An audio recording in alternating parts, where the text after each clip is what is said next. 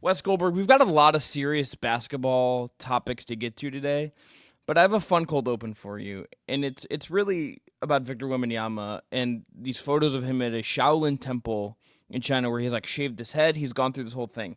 My question for you is, if you could accompany any basketball personality, coach, player, men or women, and like go into the like a 7 day like Chinese Shaolin temple retreat with them just to like write a feature story, who would it be? I'm not sure who my number one pick is, but I'll tell you who my last pick would be, Okay. and it would be Kyrie Irving.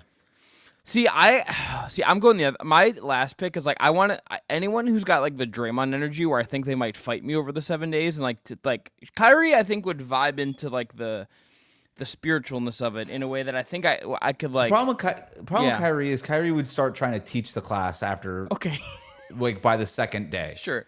And I would just be like, this is leaning too far into everything you think you're about. Yeah. With Draymond, I actually think it would be kind of interesting once you kind of get beneath that hard, crusty exterior, what actually is underneath all of that without the Draymondness of it all. Sure. That would be that would be a fun part of his personality to perhaps explore. But it's the Kyrie Irving, Jaylen Brown school of I already know everything anyway that I don't want to be in there with. Yeah, no, I think that's valid. I think I would want like Diana Taurasi in her prime, just as far as like an absolute like psycho in there. Like that's the psycho I'd want to hang out with, I think. And then on the men's side, I think Wemby's honestly a great choice because he's like young and he's in like anime and like there's like a certain energy that would just be really fascinating. And thoughtful, like he's in the interviews and like he's very thoughtful. Yeah. It's like this. I could see him in that space. Yes. Yeah, but I think my answer, and I'm going to admit to you that it's kind of a weird one, is I think I'd want it to be John Morant.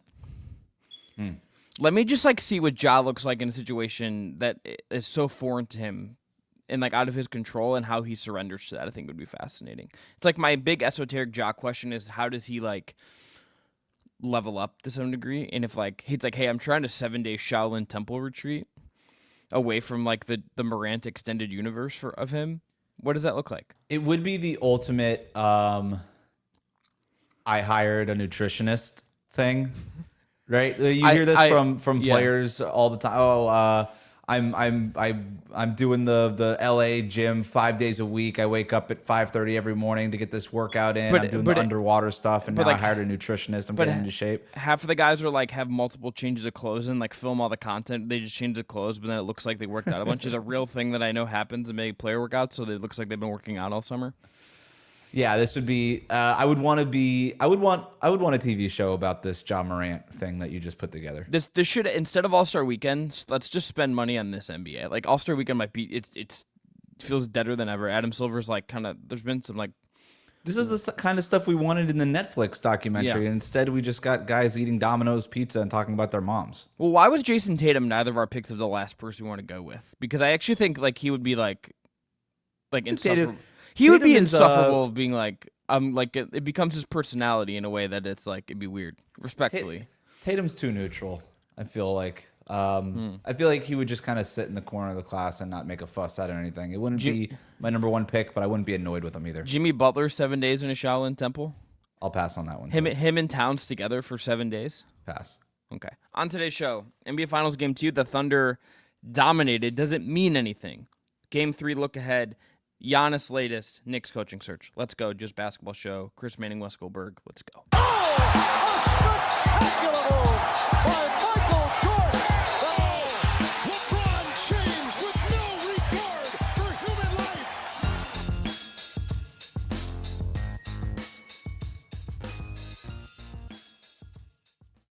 What is up, everyone? Chris Manning, Wes Goldberg here. Just Basketball Show, your twice weekly show covering all things hoops, including NBA players going to Shaolin temples. If you haven't already, please subscribe, rate, review on your podcast platform of choice. Hit the notification bell. It does us a ton of good if you support the show in that way. And as always, we're powered by our friends at BetMGM. That's right. And if you haven't signed up for BetMGM yet, use the bonus code JustBasketball. You'll get up to $1,500 in a first bet offer on your first wager with BetMGM. Here's how it works. Download the BetMGM Sportsbook app on iOS or Android. Sign up using the code JustBasketball. Deposit at least $10. Place your first wager on any game and you'll receive up to $1,500 back in bonus bets if the bet loses. Just make sure to use the bonus code JUSTBASKETBALL when you sign up. Gambling problem? Call 1-800-GAMBLER. Must be 21 or older to wager. Terms and conditions apply. Wes, let's start with game 2, and we'll go chronological here. Thunder dominated. Like, any way you could tell the story of this game was just about them, I think, being the best version of themselves as the Thunder. There's stats you can find where they were like over 50% on shots from Shea, which was a big change from game 1, where they were like 23% on shots on passes from Shea in game 1. Caruso, Jalen Williams, Chet, all really, really good on offense in game 2. That made a really big difference. Pacers had that classic kind of we won game 1, maybe like a slight half step off the gas for game 2 energy to me a little bit from the early get-go. What stood out to you from game 1? How much do you take? Now that we've seen 2 games and we've seen the Thunder kind of assert dominance in at least one game and hold it, where's your head at with the series? What did game 2 teach you, if anything? I mean, I would argue that the Thunder dominated 99% of the first 2 games outside of a pretty lousy fourth quarter. And in watching back game 1 and watching back game 2, I think what really stood out was just how great Oklahoma City's defense has been. Not that that's breaking news, but what really stood out was how bad it was in the fourth quarter of game 1, where they were just letting Andrew Nembhard get downhill over and over and over again with that Nembhard-Miles Turner pick and roll. And it just, I don't know if it was a letting the foot off the gas or just adjusting to the Pacers' style or whatever it was. But outside of basically that one half of that fourth quarter in game 1, I think Oklahoma City's defense has been nails for 99% of this series, and I still don't know how the Pacers are going to go about scoring against them.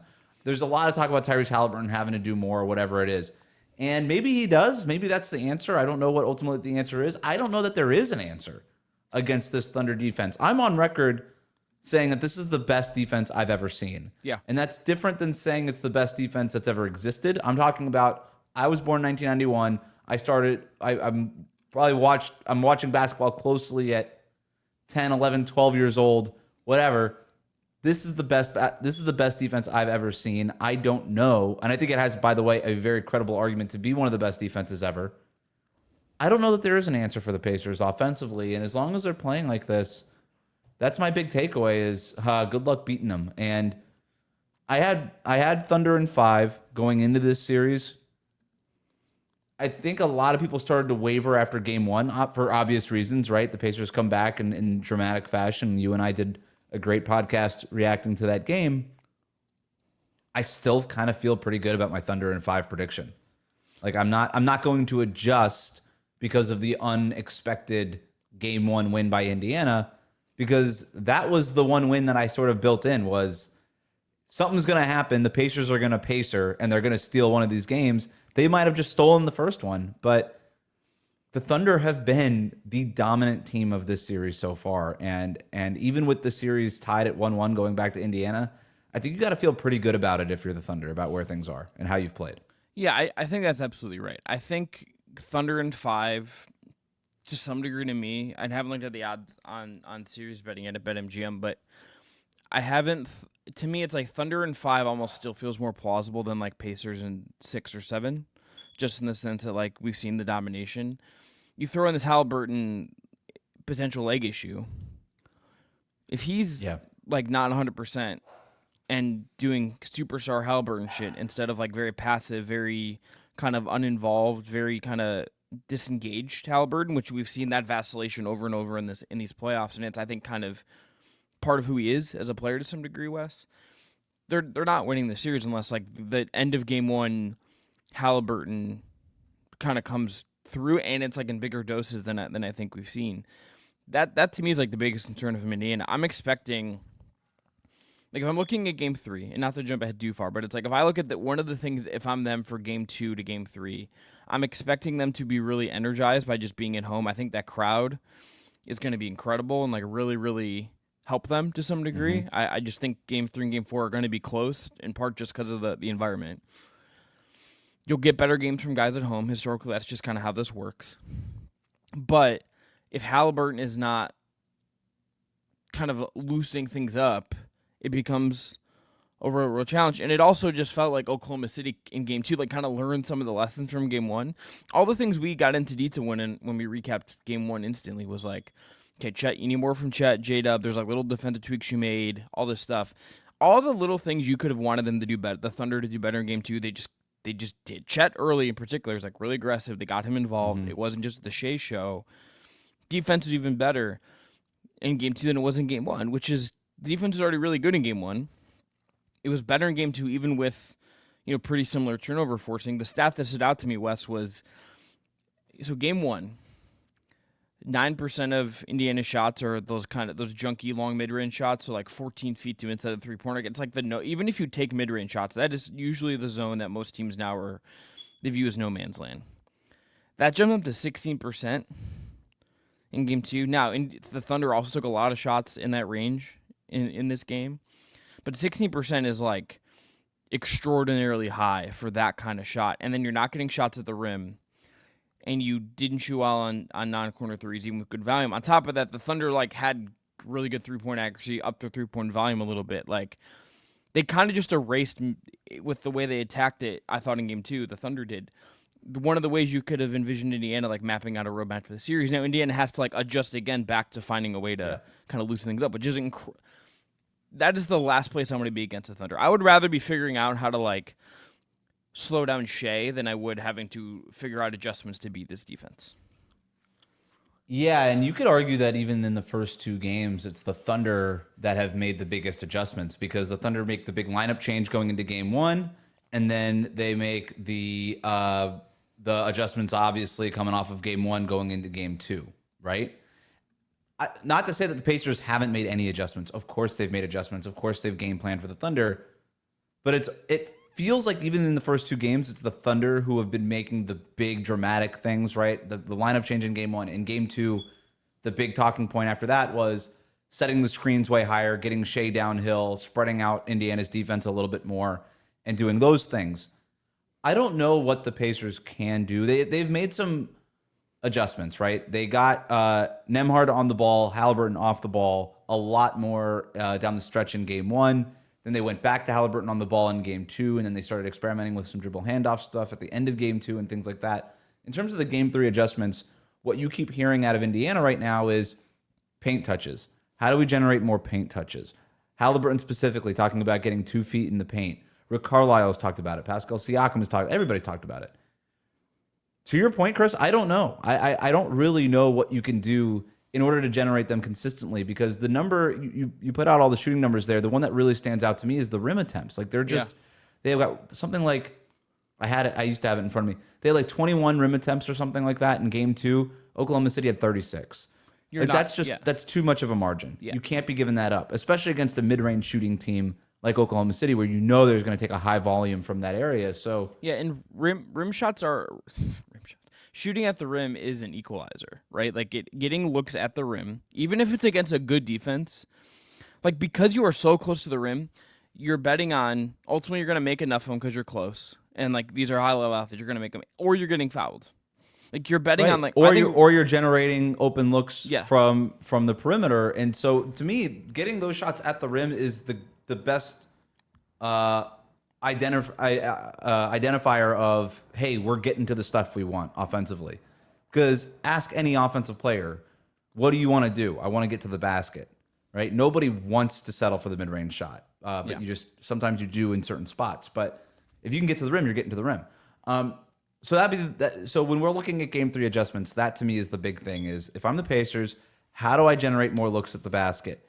And there have been times where they've had success, whether they had a couple of Spain pick and rolls that they were able to do that. I think setting those screens higher, generating and maybe doing those Spain pick and rolls a little bit more. If you can get Halliburton the ball on the move, whether he's coming off of a wide pin down or some Iverson cut or something, but you got to expand the playbook. You got to just try everything that you've tried all season long if you're Indiana, because it's sort of like when you're having to defend a great offensive player, you can't show that great offensive player the same look over and over again.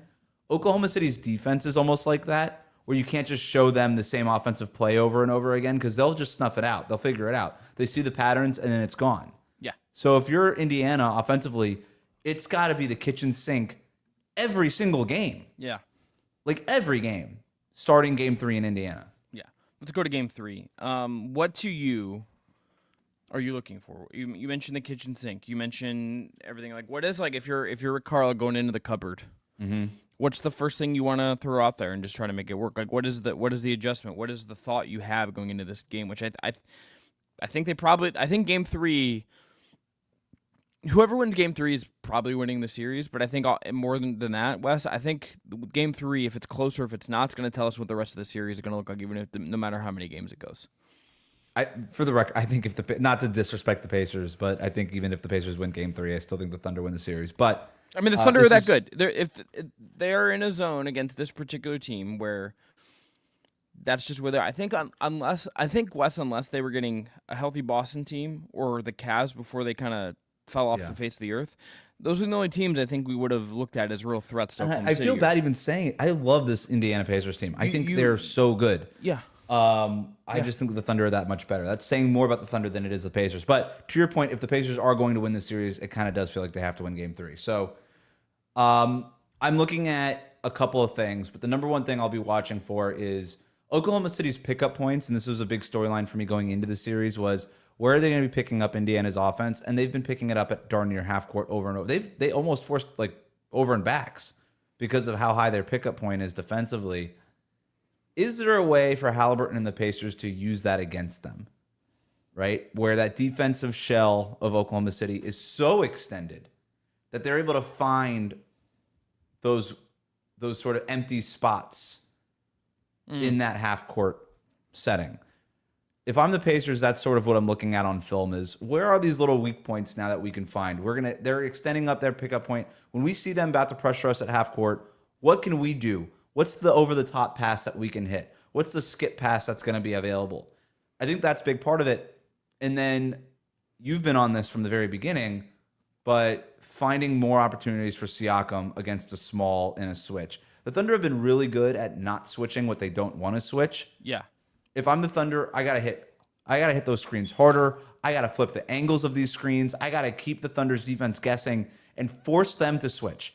Force them to switch actions that they don't want to switch so that we're getting into the matchups that we do want. Not to say that there's any great matchups against the Thunder, but there's obviously matchups that you prefer over others. And one of the matchups is, can we get Kaysen Wallace? Can we get Alex Caruso? Can we get Dort or Shea or something like that on Siakam? To this point, I think the challenge that was even like all the names you listed, Dort, all those guys, it's like, yes, they're smaller, but it's like, if I'm the Thunder, I'm like, you want to attack Alex Caruso with Siakam? Right. It's like good, like that's Have fine. And how much do you want to work if you're Indiana to get that, just to get into something that might not be optimal? It's not worth the effort. I think you're right about forcing the switches because that's like your best chance of like that and pace are your two ways to force the most scrambling, force the most chaos, right, in getting this to work. It's just it's really hard to do that sustainably against the Thunder. Yeah, it just is. And forcing those switches, by the way. You know, I think when we talk about the switches, we focus a lot about, okay, well, what's the switch? Like, what matchup are you getting after the switch occurs? The other part about that switch is you are creating a little bit of a window where the initial defender isn't there and the new defender isn't quite there yet, and you get that switch pocket. And if you're able to force that switch and you're able to hit those switch pockets and you're able to, by the way, force Oklahoma City to make those decisions that they don't want to be making, you just increase the chances of openings against a Thunder defense that does not allow very many openings. So I think that's more than anything. It's not necessarily hunting a matchup. It's we got to force them to do something that they don't want to do and make them uncomfortable. I think you've hit them the thing, and I was having dinner with a friend, Jackson Flickinger, runs for the Sword SB Nation's Cavs blog on Sunday. We watched part of Game 2 together. And one of the things he said that I think was really smart when we were talking about these teams and where the NBA is at is that the Thunder or the Pacers even like don't really like both these teams don't really switch automatically, and we're in this era where like a lot of teams just switch automatically. Mm-hmm.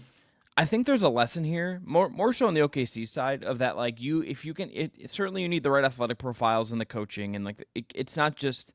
Like the Wizards can't look at this and say like we're doing this next season because it's not easy to do and particularly successfully. And it is like a grind to do this, like physically demanding in a way that I think part of the reason teams switch a lot is just it's like low effort. It's just like a little less bruising on you to just switch. I think there's a lesson to be learned in that, like, not giving up easy switches is just like a better way to raise the floor of your defense. Like, I'm watching these teams and thinking they in the Thunder at the upper echelon of it. I think if this team switched everything, you could say they could do it because they have the athletes. It's like when they play Chet at the 5, 1 through 5 is to some degree switchable. When they've Hardenstein on the floor, it's not as much. But they can switch everything, but they don't because it's like it reduces the shell. It creates openings, even if you have really good athletes to do it. I think we're heading into there's a lesson here to me. It's that, like, maybe teams should stop switching as much, and this is sort of the example of it because it reduces the risk of scramble. Like that might be like a way to counter some of the offensive innovation we're seeing, and it can reduce tempo, can kind of cut off things pretty naturally. I think teams are building schemes around to some degree. It gave the Cavs fits when Indiana did it, and because it's like even if you're getting good shots, like your open shots, quote unquote. If they don't hit, it's like you trust the process, but it's like you're getting one kind of look, and it's the obvious read, but sometimes like it goes off. And it's the zag against the offense that has overwhelmed the NBA basically since, I don't know, 2017, 2018 James Harden Rockets, where mismatch hunting, right? Yeah. We're going to drag your best or your worst defender into our action, and we're going to attack them. And the best way to counteract that popular offense is don't switch anything. And you hide your weak defender, by the way, on an optimal matchup and try not to switch that either. So I'm with you. I do wonder, can you do this for an 82-game season plus a 2-month playoff and all that stuff? And that's why you don't see the Pacers do it. But then you see the Pacers hit this other level defensively in the postseason when they say, we're not going to give up this switch quite as easily as we did in January or December or November. So, and even the Thunder, by the way, they would switch a little bit in the regular season, and they kick it up to another gear. Yeah. This to me is what playoff defense is. Yes. At the highest level. And it's why, by the way, the Pacers have morphed into a pretty damn good defensive team. Oh, yeah. I actually think they've done a pretty good job defensively in this series. I agree. Shai Gilgeous-Alexander, not with like 38 points in game 1, 33 points in game 2. He's been awesome. But you're not looking at any of these other Thunder players and being like, oh my God, like, I can't believe this is happening. I know Dort hit a bunch of threes in game 1. Wiggins hit a bunch of threes in game 2, but it's not like it's different to just sort of hit a hot streak from 3-point range. It wasn't like those guys were abusing Indiana's defense, right? Off the dribble or anything like that. So, I think the Pacers are a really good basketball team. I do think that maybe when we're looking at adjustments for game 3, there's an element of just do it better. Be more physical. Yeah. And I think that's going to be a big part of what game 3 is just trying to establish dominance at home physically is something that potentially could set the Pacers apart. And if you're doing those things and you're able to get Halliburton going, that's really the mix that you're probably trying to get to. What have you thought about Halliburton's series right now? Because it's very much under the microscope. I think it's very eye of the beholder to me. Like, if you kind of are skeptical of Halliburton, I think you don't like it. I think if you like Halliburton, you can defend some of it. I tend to fall like a little bit in the gray area in the sense that I tend to really like Halliburton. I don't think there's a ton of guys that could have composed themselves and hit that shot at the end of game 1 in the way he did. This is also like one of the tailor-made matchups for him that's going to give him fits. Like, this is a team that can throw a bunch of bodies at him, that isn't going to give him the switches to dance around and attack kind of in chaos. They're going to be pretty disciplined on him. And their whole thing is like, generate your corner threes, do all this other stuff. Like, we're not giving you anything easy. Like, that is clearly like the entire first thing in the game plan. Don't make life easy for Halliburton. If he's banged up, it makes his job even harder. I think he's been fine. I don't think he has been transcendent in the way that you would need him to be if they were going to actually feel like they could win the series. I mean, 0 free throws in game 2 is crazy. For your lead ball handler, playoff game 66 in the regular season, that doesn't really matter. 0 free throws, and with over half of your shots being threes is not a shot profile that I'm happy with. And if I'm Indiana, that's the thing about him that I think frustrates me, is that like in game 2, whether it was the leg, whether it was just the defensive game plan or some combination, that's the part of him and where he is that I think frustrates me, in the sense that that wasn't good enough. Yeah, you already hit the most important part of this. Is there's no world in which the Pacers win another game in this series, it feels like, unless Halliburton has a really big game. And that's the only way the Pacers have any chance in this series, is if Halliburton just has consistently big games. And Zach Lowe made this point on his podcast. I thought it was a really good one, about how the best Halliburton games, you get the scoring and you get the playmaking. Yes. You're not really getting that 20 assist 4-point game from Halliburton. You're not getting anything crazy there. There's not that typical of a star player, hey, do we make him a scorer or do we make him a passer? When you get the optimal Tyrese Haliburton, you're getting both. And that's a sign of his aggressiveness and, more importantly, his effectiveness against whatever defense that he happens to be playing. I don't know that there's a world where you get the big 28-point, 18 assists, 0 turnover game from Halliburton against Oklahoma City. But I also know that there's no way the Pacers win this series unless you're getting something close to that pretty consistently. I thought he's actually kept the turnovers pretty low. I have not had an issue with his decision-making necessarily. I know the numbers in Game 2 didn't look great. I wasn't watching Game 2 and being like, and sitting there thinking, boy, Halliburton really stinks tonight. Like, I never had that thought. No. But I also never had the thought of, wow, they don't have an answer for Tyrese Haliburton. And I did have that thought watching Shea. And that's the difference between a superstar like Shea and a very good player like Tyrese Haliburton. And I know we're getting into the Haliburton, is he a superstar, is he not, whatever. I actually think it's a fine argument to have. There's NBA, the NBA Twitter, upper society people look down on you if you even have a conversation about who's a superstar and who's not a superstar. Look, this is what we talk about in sports. I think it's fine to have the conversation about whether Halliburton is or is not a superstar. I also think it's fine to say if he's not a superstar, it doesn't mean he stinks, right? But if Shea is a superstar and Giannis is a superstar and Jokic is a superstar and Luka is a superstar, do we think Halliburton is as good as those guys? No, I mean he's not, and then therefore he's not. He doesn't get the same label that those guys get. Yeah, but he can be a star, an All NBA guy. He was on the All NBA team this year. Yes. He also doesn't fit, like, Howard Beck had this in his column at The Ringer, and I thought it was like a very like good way to explain this. He's not going to turn into a Kobe clone overnight. No. Well, let me ask you this. Was Chris Paul at his absolute peak a superstar? Yeah. Yeah. Yes. And No that's question. why I think Halliburton can be a superstar. I just don't think he is right now. And by the way, did you have Shea as a superstar last year? I think it crystallized a little bit last year and then hit another level this year. This was the year he became a capital S, true blue, no questions asked superstar. Yes. He was 25 last year. He's 26 this year. Shea was in the 2018 draft. Halliburton was in the 2020 draft. He has 2 years less than Shea had at the NBA. The fact that we're even having this conversation about Halliburton, is he or is he not? We're having that conversation about Halliburton at 25 years old is a testament to Halliburton.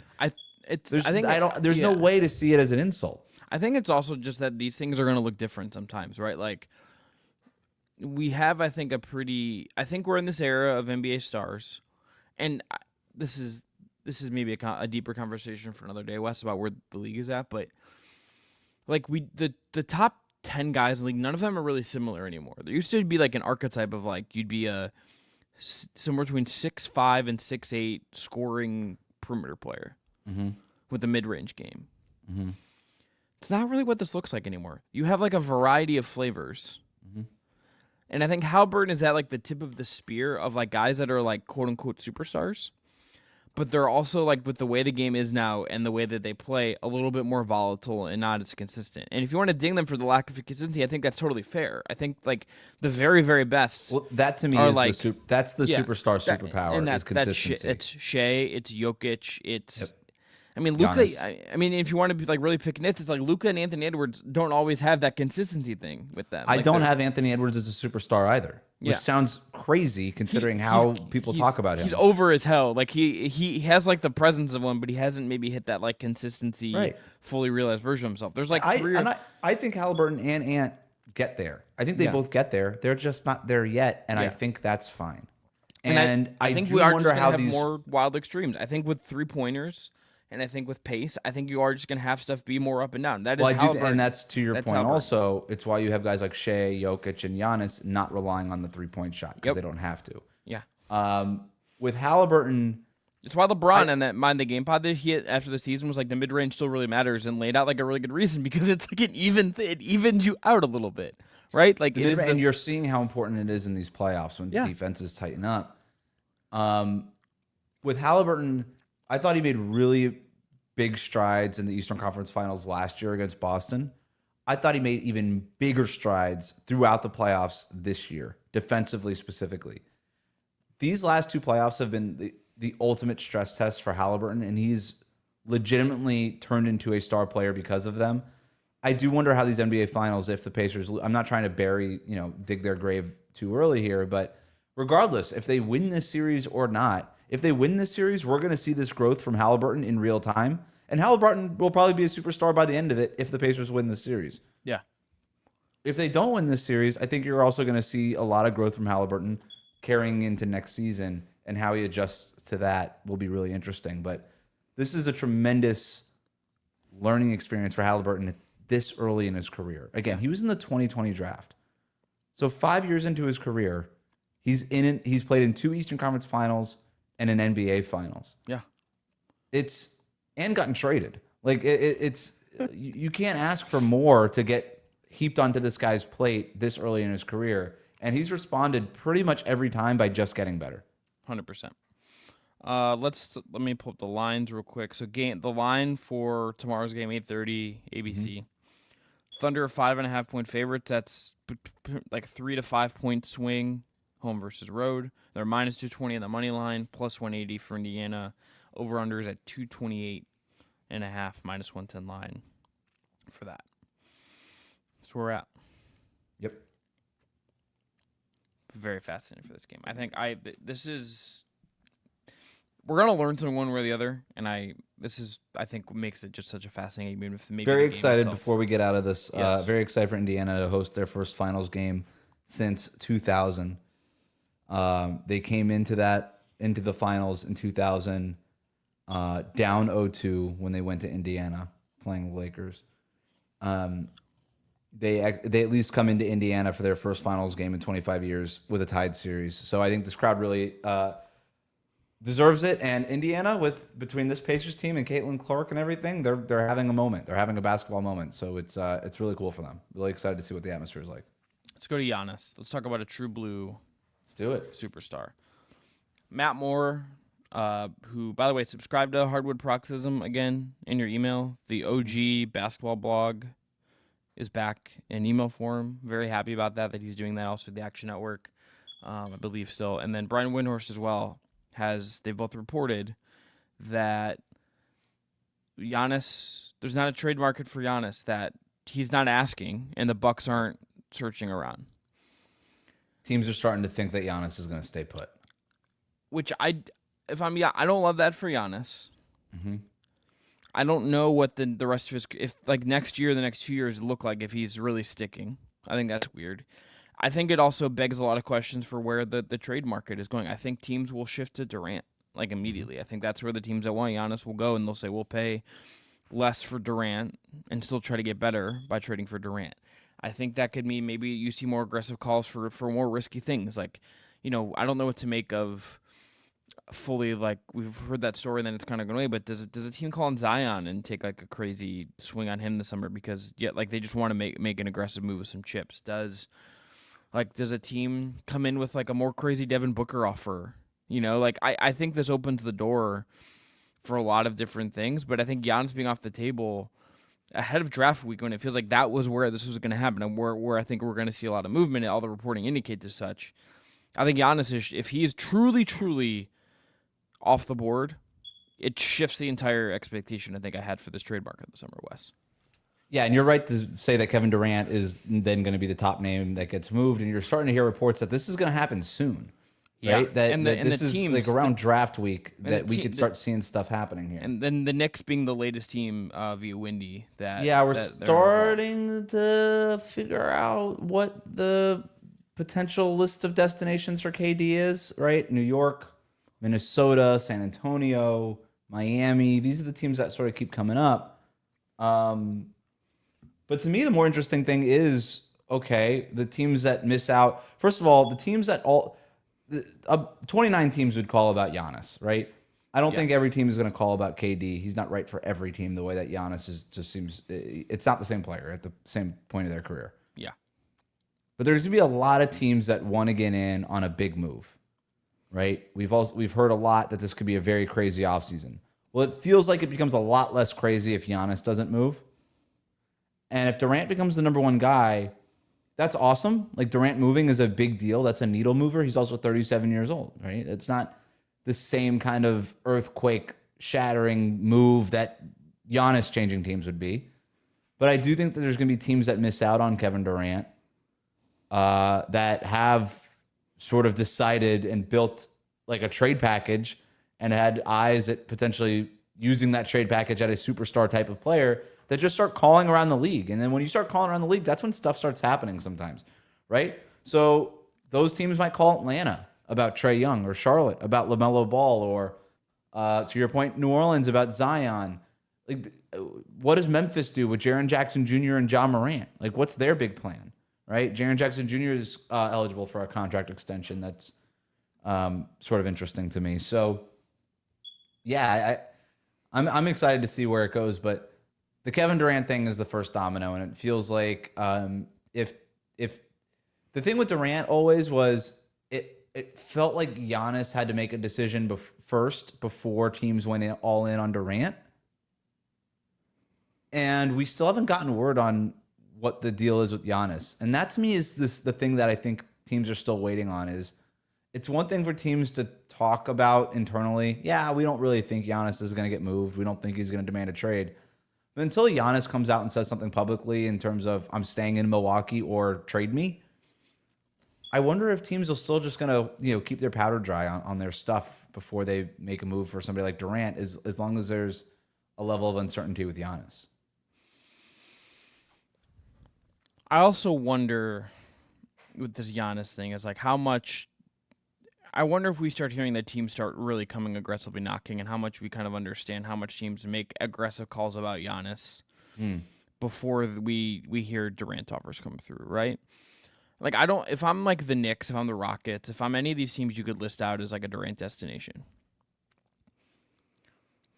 I don't think you're doing your due diligence fully if you aren't calling the Bucks and saying, okay, like you got a sheet of paper in front of you that said, we're offering this for Kevin Durant.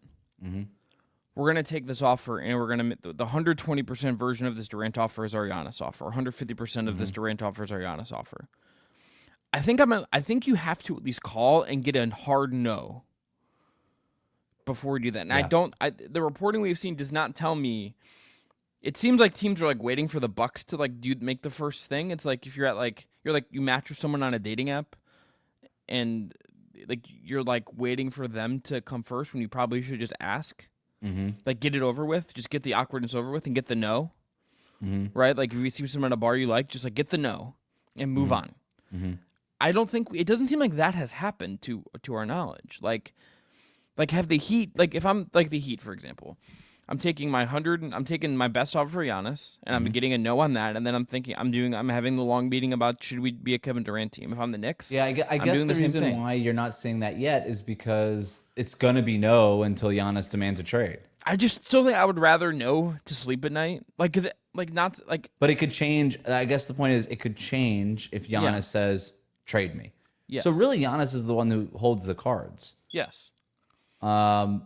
That's the part that needs to get figured out. By the way, that could be any minute now. I mean, it could be a minute after we get done recording that we get some sort of report or public statement from Giannis and his representation about where it is that he stands. But look, I think also part of this is we've kind of done this song and dance with Giannis a couple of times, and he's always stayed put.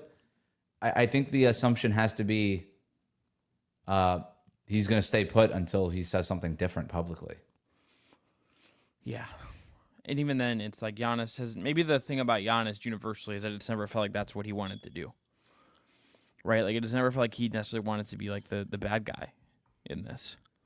Yep. Which you kind of have to be. I still just don't understand. Like, honestly, like, Wes, to just be the Buck side of this. I get that you have, like, real sentimental value with Giannis. Like, and I am generally in sports. I am pro... like a world where teams are maybe a little more like emotion oriented, because like ultimately like the whole point of this is to like have a connection and have your team and your fans and your players like all moving in the same direction and like having like a shared experience. We are in this world where like things are like mostly decided very cold and calculated and like logic based and like future ROI even in trades. Teams, and I get it. Like, we just have the data. We have more information. And it's like, you're going to work that way. And teams have won doing it that way. I say that again, thinking like, you know, if Giannis stays with the Bucks crew, that's really, really cool.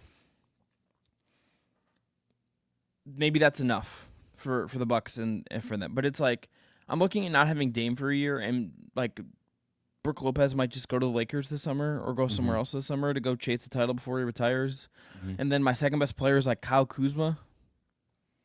It's like, what's the point? What's the point? I hear you. I've made the argument. If you're Milwaukee, it almost makes more sense to just trade Giannis and do it now, because if you come to this conclusion at the trade deadline or next summer, or even worse, if Giannis comes to the conclusion by the trade deadline or next summer, you're not going to have nearly the kind of leverage, and you're not going to get nearly the package that you would get this summer, where you would get a haul if you trade Giannis this summer. Even if he demands a trade, you would get a haul for Giannis if you trade him this summer.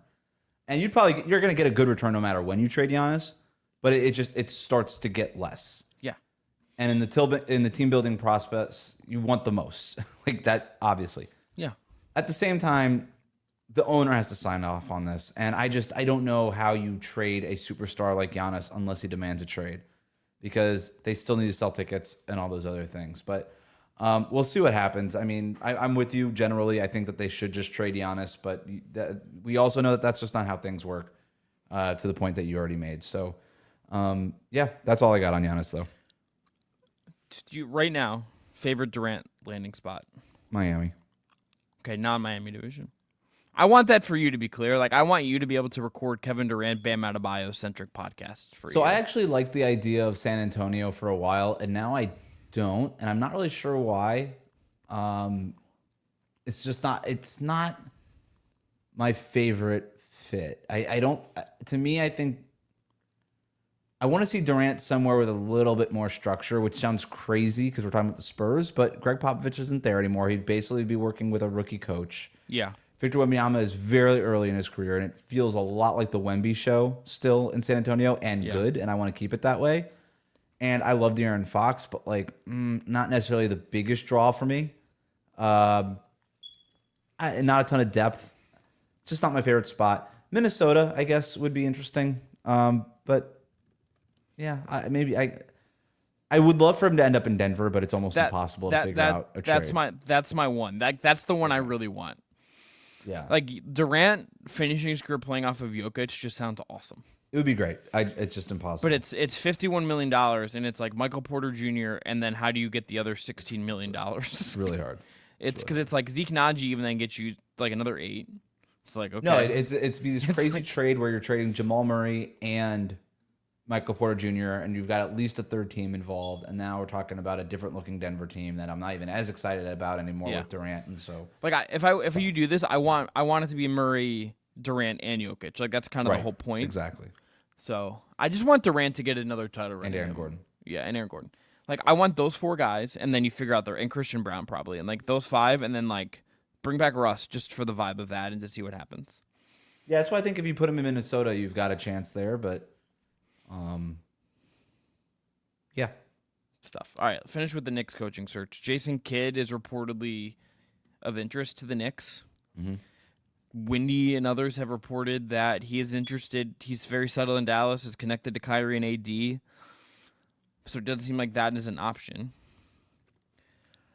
I'm fascinated by the Knicks West in this sense with this coaching search because I feel like they could make a Durant trade before they even like hire the next coach, which I don't think that like that's not the worst kind of thing you could do, but it's odd to like make a big trade and say like.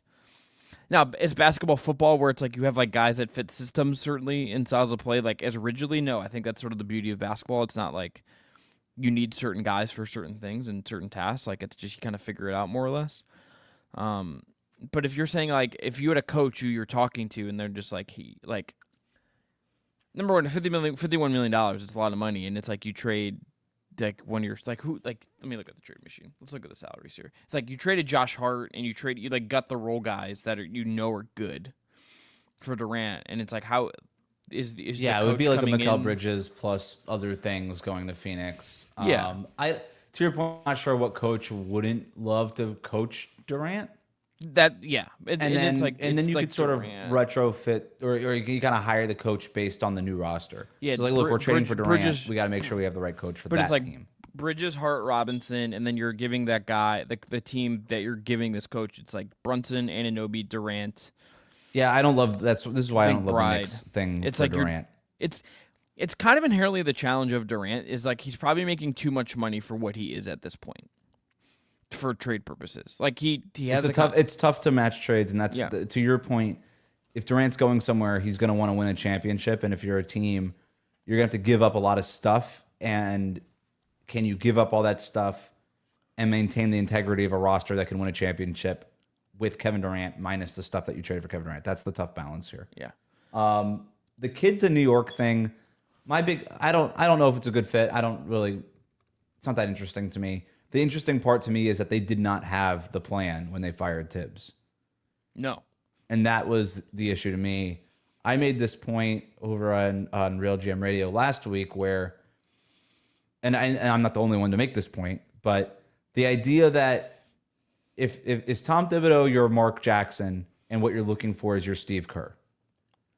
The thing is, when Golden State fired Mark Jackson, they were going all out for Steve Kerr. And maybe that's what this is. Maybe they're going to go all out for Jason Kidd, and they see Kidd as their Steve Kerr. Okay, fine. Or is there someone else on them? Like, is it Johnny Bryant who was with them and is? Which is it's hard to see. Like, I mean, Johnny Bryant. I guess they do have some knowledge of him, but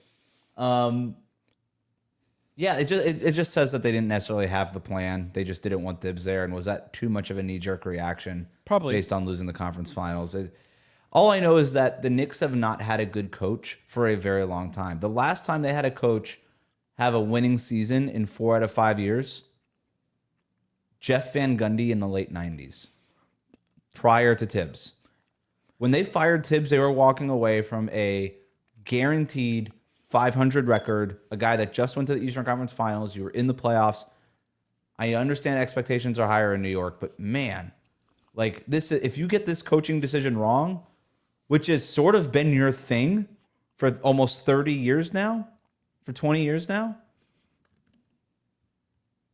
you're going backwards in a big way here. So you got to get this right. I say this jokingly somewhat. I do wonder if like someone in that front office brain trust has like, hey guys, threw some time under calendar on Outlook. We're going to spend 30 minutes today. I just need us to like talk ourselves out of the Jeff Van Gundy nostalgia pool because he had a really well-reviewed assistant run with the Clippers and wants to be head coach again. Like, can we at least just talk this out? Like, I wonder if that is a name. It has not been anything I've read, but I wonder if they've like thought about it and it's just like, I don't actually hate that. I don't either. For a team that is like very short-term focused, I don't hate it. I do think they need to get an offensive coach because as long as you're built around Towns and Brunson, I think Tibbs got the most that you could get out of that team defensively. Yeah. Right? Because I know that there's scheme things and stuff that we could talk about. That team did compete hard defensively, and not every coach can get their team to compete at that level defensively. Yeah. And that's the thing that Tibbs did do. And yeah, you could say, oh, the minutes thing was too much, and I agree. Some of that stuff, he was way too stubborn. But the other benefit of playing your best players a lot of minutes is that they tend to also be your better defenders, and their better defenders were on the floor a lot of minutes. Yes. So whatever you think of New York's defense this past year, that was probably the best it's going to get. Yeah. Unless you change the roster in some way and like you made a Giannis right with trade. that roster. And right, like right. And like that's probably not in the cards. Like Durant is not. Well, you'd have to trade Cat. Like let's call it what it is. Yeah. And that sort of you just got that guy. And so, there's a real trade-off to like what you can do offensively, and like I think there's a right. I wonder if part of the calculus here is another coach might bring more synergy between Brunson and Towns. That's what I'm looking for in my next coach. I'm going to say, can we maintain as much as the Tibbs defense as we possibly can with him out the door, and can we go get a guy to turn us into the number one offense in the league? Because I think that's the only path forward for the Knicks to actually win a championship, which is what they said in the statement when they fired Tibbs is the championship is the expectation. Okay, you want to win a championship? You're going to have the best defense in the league. Not the second, not the third, number one offensive rating in the NBA. Who's the coach that can come in and unlock that? And it's going to be more synergy with Cat and Brunson figuring out, oh my God, they put a wing on Towns and now our whole offense went kaput. No, you're going to have to figure that part out. You're also going to have to figure out to get Mikal Bridges involved, OG Anunoby involved. You're going to have somebody to bench Josh Hart and replace him with a floor spacer. It's going to be a lot of that stuff, but you need the right coach, and that coach is really, really hard to find. So here's the names, and I think this. I have a point, and we can end with this. The names that you've heard are Mike Malone, who I think would just be like a Thibodeau, like you just put Thibodeau in like this is a reductive and simplistic, but it's just putting Thibodeau in like a different suit. Yep. Like it's not really changing anything drastic enough for me to do this. Mike Brown, kind of a similar issue for me. No, not doing that. Taylor Jenkins, Darvin Ham, who I'm out on the Darvin Ham thing. Nope. James Borrego, and then like Johnny Bryant, and then like pick your other assistants. The name on that, like the number one, I think picking head coaches in sports now has gotten like insanely hard. Where it's like very unclear. It just has never felt. In the NBA in particular, with how like the shelf life of these things never seems to last, no matter you could have like if Spo got hired today, it's like I don't know if Spo's making it 5 years. He'd be the best coach in the league, but am I sure he's lasting more than 3 years just because players are kind of dramatic right now? Yeah, I think that's an issue. There's also just there's not a name that I just read that is so bulletproof. It's not like Ty Lue hit the market after he got let go to Cleveland. You're like, yeah, that hit the, or if Steve Kerr hit the market tomorrow, right? Like there's not a name available right now that I think the Knicks can say with 100% certainty is like exactly what they need and the right guy to get them there. It's a very challenging situation to be in. Taylor Jenkins might be my favorite name on the list, and I think there's a ton of risk with elevating him from Memphis to New York just in terms of what the responsibility is. Well, that was the other thing that Tibbs did such a good job of. He made it about basketball in New York for the first time in a very long time, and to your point, that's a very hard thing to do. Can I give you my favorite name? And I'll go so far as to just make this a bold prediction. Yeah, please. Steve Nash. So, wow, that's not what I was expecting. The mind the game pipeline. Pipeline. And you get Steve Nash in there, former player, interesting basketball offensive mind. Not a good head coach when he coached before. Not a great head coach. Did he get a fair shot? Not sure. Generally, I ask this like sort of in jest, but I think I mean it. I don't know if any coach gets a fair shot anymore. I really don't. I think we're past the point of coaches getting fair rubs in Brooklyn. So, and he wasn't playing somebody, and he wasn't playing DeAndre Jordan over Jared Allen or something. He got let go, or maybe that was Atkinson. I don't remember. Yeah. But it never felt like Nash got a fair shot in Brooklyn. It was a weird situation for him. And I don't know, if you're trying to get more out of your offense, I'd get one of the smartest offensive players ever. And he would get the buy-in from players because he's Steve Nash, a 2-time MVP. But you also get that allure, that creativity that tends to come with a first-time, in quotes, because he was obviously a head coach before, but barely. A newer head coach and younger kind of person there in that position. I don't know. Just an interest. I'm going to say my bold. Let's clip this here. Yeah. My bold prediction: the New York Knicks will hire Steve Nash as their next head coach, and I think it'll be a tremendous fit. Bold. That is about as bold as you could get. I'm gonna go Taylor Jenkins. All right. That's where I'm at. Okay. I can be honest with you. Not sure it's a great idea. I like Taylor Jenkins fine. I don't, but Memphis literally hired somebody else to handle his offense. It is just going from like you're in Memphis. Like I've now been in Memphis. I think I would love it. You're going from like the insularness and like comfort of Memphis as a market to the Knicks market. Yep. Very different. In a very different like front office. Like all of this stuff is just so different. You have one beat reporter in Memphis. I think like you have 100 in New York. But it's I'm with you. Mike Budenholzer might be heard from. Fine. Yep. Let me end on this question. Would you rather go? So there's 3 camps. The wild card of Nash, and I think let's take Nash out of this actually.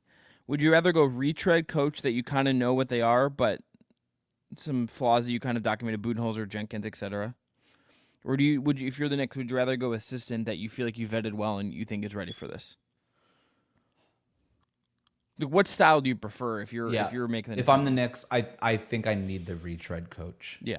I think I need somebody who's done it before, who will get buy-in right away and won't get consumed by the New Yorkie Knickiness of it all. I think it's just a really tough spot. And you don't have time to waste. So if you get that first-year coach wrong, like that first time, if you get that first-time coach wrong, it's really tough to kind of bounce back from those years wasted. So, yeah, I think you're looking for a sure thing, obviously here, but I'd probably go with at least somebody with substantial experience. Yeah, I think that's right. Or at least a former player with big-time experience, right? Like even when the Warriors hired Steve Kerr, he had won championships with Michael Jordan in Chicago. It's like, okay, and he had front office experience in Phoenix and stuff like that. But yeah, like something like that. Yeah, I think that's right. You need somebody with championship experience because you need the buy-in from the Knicks. You need the buy-in from the players. You need that. And those guys are veterans. This might be the most consequential move any team makes this summer. Could be. All right. Well, in there. I'm Chris Manning. It's Wes Goldberg. Back at you later this week after Game 4. React to that. Tell you where the series is going. Probably get some more slop between now and maybe the Knicks will have a head coach. Who knows? But a lot more to come. Busy time of the year in the NBA. Have a great week. We'll talk to you soon.